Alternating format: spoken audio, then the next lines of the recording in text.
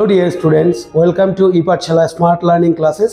এই ভিডিওতে আমরা জানবো, আমরা সবাই জানি ছোটবেলা থেকে x to the power 0 বা কোনো কিছু to the power 0 is equal to 1.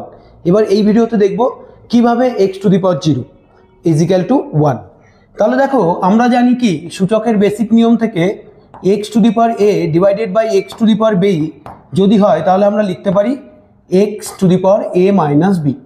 ঠিক আছে, এবার আমরা যদি ধরে নিই এই ইকুয়েশনে a is equal to b, তাহলে এটা কি হয়ে যাবে? তাহলে দেখো হয়ে যাবে x to the power a divided by x to the power a is equal to x to the power a minus a is equal to x to the power 0. আবার আমরা এটাও জানি, যদি x to the power a divided by x to the power a হয় তাহলে এই দুটো কেটে গিয়ে কত হয়? 1 হয়। কিন্তু কখন হবে? যখন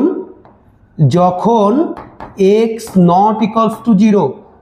ঠিক আছে, তার মানে কি আমরা এখান থেকে পেলাম যে x not equals to 0 যদি হয় তাহলে আমরা লিখতে পারি x to the power 0 is equal to 1।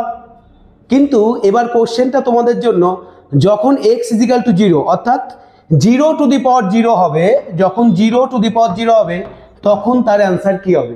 ঠিক আছে, জানা থাকলে অবশ্যই কমেন্ট করে জানাবে।